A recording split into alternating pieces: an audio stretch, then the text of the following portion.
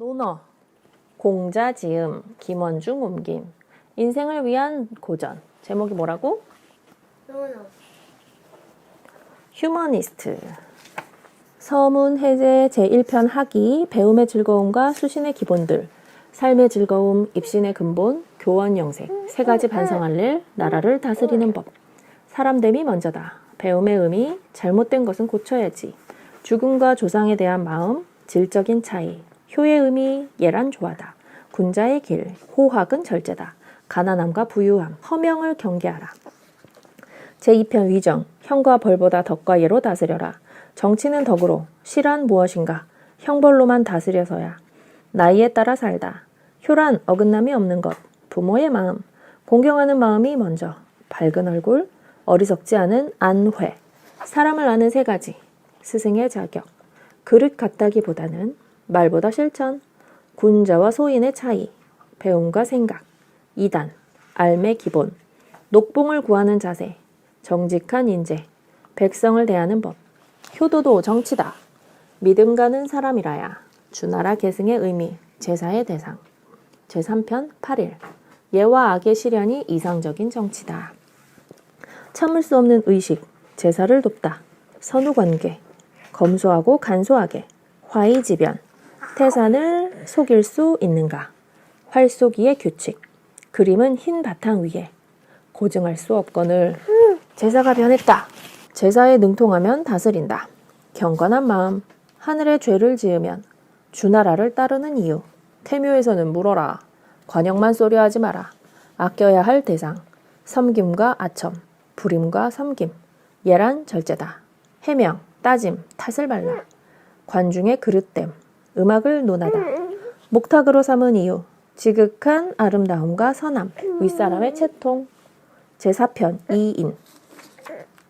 인이 먼저이고 예와 악이 나중이다. 인한 사람을 이웃으로, 인한 것이 편안하다. 좋아하고 미워한다는 것. 인의 뜻을 둔다면 군자는 인으로 드러난다. 인의 실천, 허물을 보면 안다. 아침에 들으면 가난을 두려워해서야 할 것과 해서는 안 될 것. 덕과 땅, 법도와 은혜, 이익과 원한, 예의와 겸양. 지위보다는 설 수 있는 능력이다. 선생님의 도, 의리와 이익, 나은 자에게서 배워라. 부모를 섬기는 방식, 행선지는 꼭 남겨라. 효도의 기본, 연세를 헤아려라. 말보다는 실천, 단속의 필요성, 말과 행동, 외롭지 않으려면 간언의 법칙. 제5편 공야장, 공자의 인물평 전편, 죄수를 사위 삼다. 남용을 조카 사위로 삼다. 자천의 풍모, 호령 같은 자공, 평가 유보된 염옹, 겸손한 칠족에, 용기만 있는 자로, 중유, 염구, 공서적을 평하다. 문일지십, 제혈을 나무라다. 욕심만 있던 신정, 자공의 오판, 공자께서 금기시한 말씀, 듣고 실행하기, 공문자의 시호, 군자지도, 안평중의 장점, 장문중, 영윤자문과 집문자, 생각 많은 계문자, 이중적인 영무자, 마을의 젊은이들, 배기와 숙제, 미생고의 품행, 좌구명과 함께 부끄러워한 것, 안영과 자로의 포부, 스스로 비판하는 자, 충신과 호화. 들어가 볼까요? 논어는 공자가 그의 제자들, 당대 인물들과 대화를 나눈 기록이 주 내용인 논어는 이미 한 개인의 저작이라는 차원을 뛰어넘어 인류의 보편적인 가치를 담고 있는 고전이 되었다.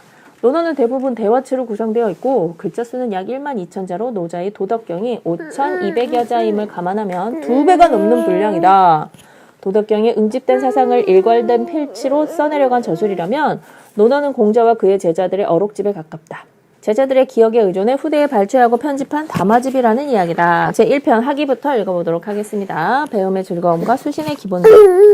공자께서 말씀하셨다. 배우고 때때로 그것을 익히면 이 또한 기쁘지 않은가. 벗이 있어 먼 곳에서 찾아오면 이 또한 즐겁지 않은가. 남이 나를 알아주지 않아도 노여워하지 않으면 또한 군자답지 않은가.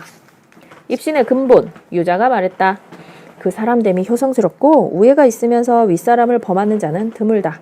윗사람을 범하기를 좋아하지 않으면서 난을 일으키는 자는 드물다. 군자는 근본에 힘쓰며 근본이 서면 도가 생겨난다. 효도와 우애란 아마도 인을 행하는 근본일 것이로다. 교원 영색, 공자께서 말씀하셨다.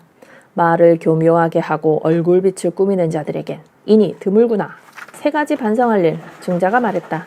나는 날마다 세 가지로 나 자신을 반성한다. 다른 사람을 위해 무언가를 도모하는데 진심을 다하지 않았는가? 벗들과 사귀면서 믿음이 없었는가? 전수받은 것을 익히지 않았는가? 나라를 다스리는 법. 공자께서 말씀하셨다.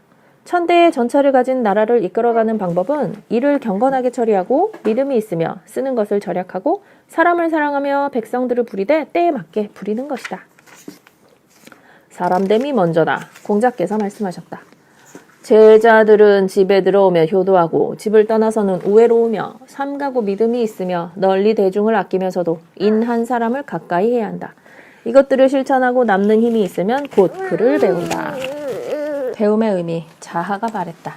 현명한 사람을 현명하게 여기는 것을 여색 좋아하는 것을 거꾸로 바꾸듯 하고 부모를 섬김에 그 힘을 다하고 임금을 섬김에 그 몸을 바치며 친구와 사귈 때는 말에 믿음이 있으면 비록 배우지 못했다고 해도 나는 반드시 배움이 있는 사람이라고 하겠다.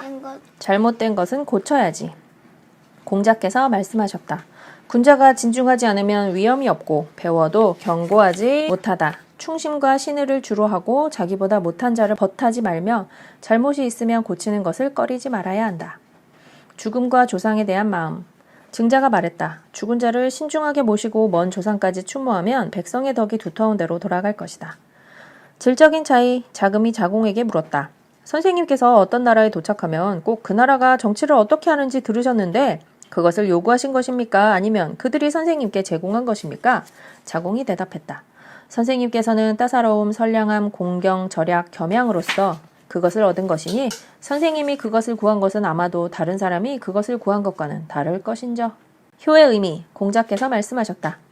아버지께서 살아계실 때는 자식된 자로서 그분의 뜻을 살피고 아버지께서 돌아가신 뒤에도 그분의 행적을 살피며 3년 동안 아버지의 도에서 고침이 없다면 효도라고 할 수 있을 것이다. 얘란 조화다. 여자가 말했다. 얘는 그 쓰임에 있어서 조화를 귀하게 여긴다. 선왕의 도에서는 이것 조화를 아름답게 여겼다. 큰일이든 작은 일이든 이것 도에 따라 처리했다. 때로 그것만으로는 행해지지 못하기도 하는데 이는 조화를 알아 조화스러울 뿐이니 예로서 그것을 절제하지 못하면 이 또한 행해질 수 없는 것이다. 군자의 길. 유자가 말했다. 믿음이 의로움에 가까우면 그 말은 실천할 수 있다. 공손함이 예의에 가까우면 치욕에서 멀어지게 된다. 친한 관계라고 하더라도 그 친함을 잃지 않는다면 역시 존경할 수 있다. 호학은 절제다. 공자께서 말씀하셨다. 군자는 먹음에 배부름을 추구하지 않고 거처함에 편안함을 추구하지 않으며 일 처리하는 데에 민첩하고 말하는 데는 신중하며 도가 있는 곳에 나아가 스스로를 바로잡는다면 배우기를 좋아한다고 말할 수 있을 뿐이다. 가난함과 부유함. 자공이 물었다. 가난하면서도 아첨하지 않고 부유하면서도 교만하지 않으면 어떻습니까? 공자께서 말씀하셨다. 괜찮겠지만 가난하면서도 이를 즐거움으로 삼고 부유하면서도 예의를 좋아하는 것보다는 못하다. 자공이 물었다. 시경에서 칼로 끊듯이 줄로 갈듯이 정으로 쪼듯이 숫돌로 윤을 내듯이 라고 한 것은 이것을 가리키는 것입니까? 공자께서 말씀하셨다.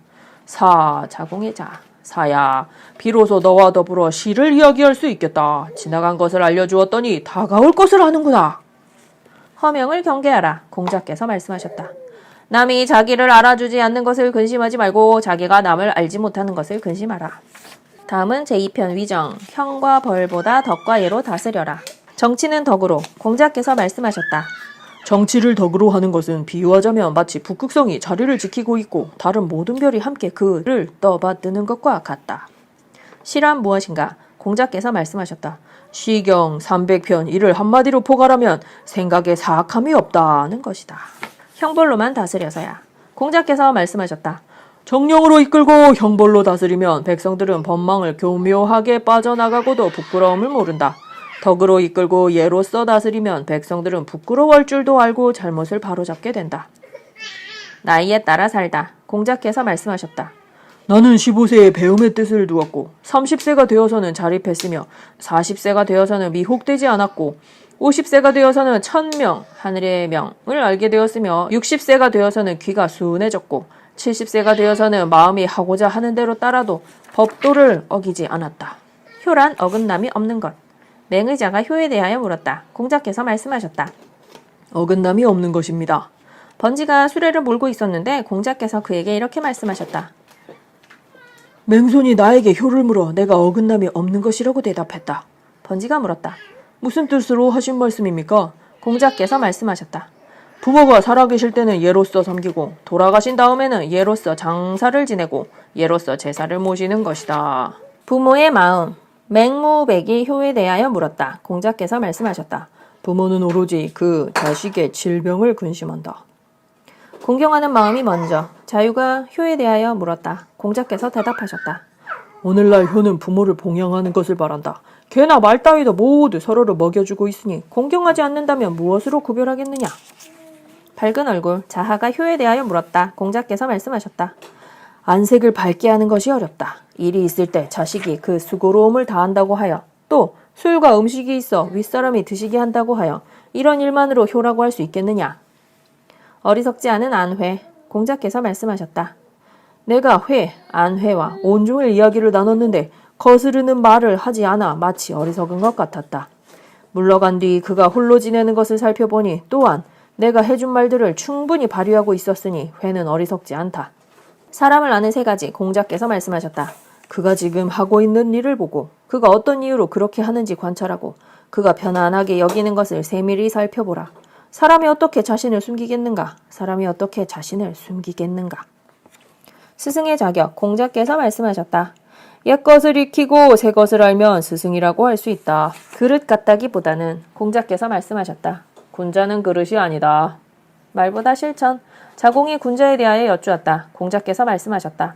말을 앞세우기보다 먼저 실천하고 나서 말이 행동을 따르도록 하라. 군자와 소인의 차이, 공자께서 말씀하셨다. 군자는 원만하지만 붕당을 이루지 않고 소인은 붕당을 이루지만 원만하지는 않다. 배움과 생각, 공자께서 말씀하셨다. 배우기만 하고 생각하지 않으면 미혹되고 생각하기만 하고 배우지 않으면 위태롭다.